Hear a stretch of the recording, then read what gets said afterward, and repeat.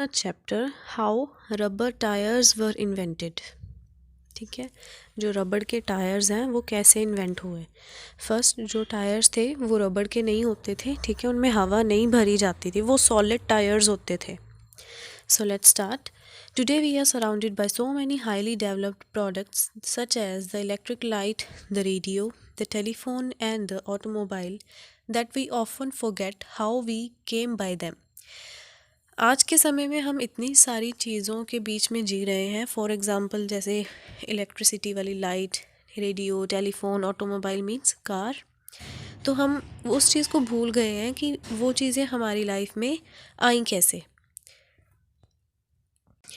They are so interwoven into our daily lives that we overlook their importance, कि वो हमारी life में अब इतना ज़्यादा हो चुकी हैं, आ चुकी हैं, ठीक है, इतनी ज़्यादा बुन चुकी हैं हमारी लाइफ में कि हम उनकी इम्पोर्टेंस को भूल ही गए हैं, इग्नोर कर दी है हमने उनकी इम्पोर्टेंस।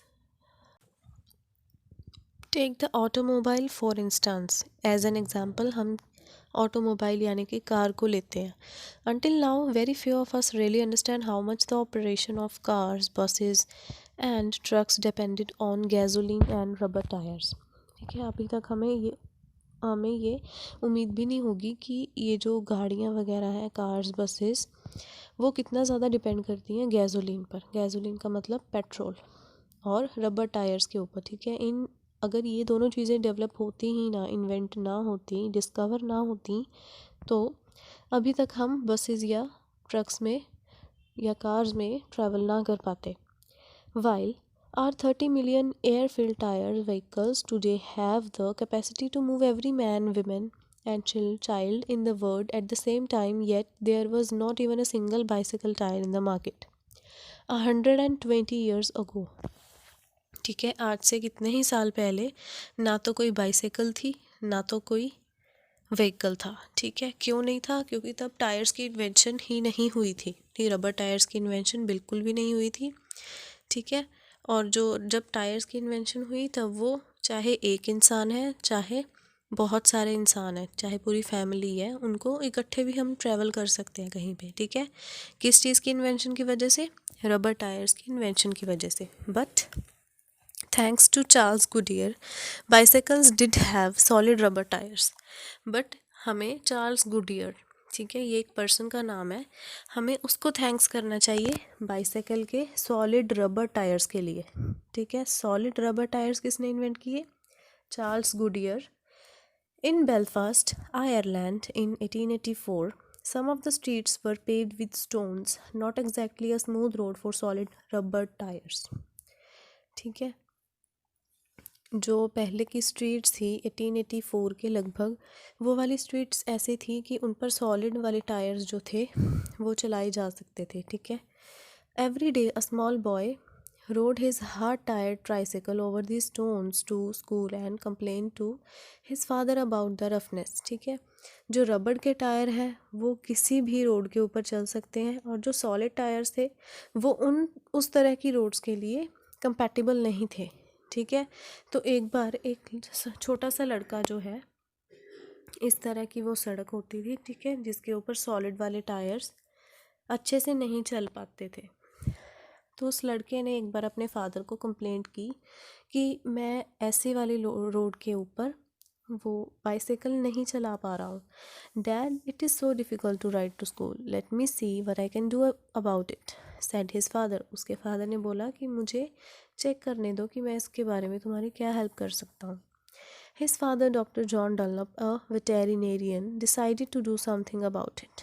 उसके फादर, जिसका नाम था जॉन डनलप, वो एक जानवरों के डॉक्टर थे, और उन्होंने ये चीज़ इसके बारे में अपने बेटी की हेल्प करने की सोची।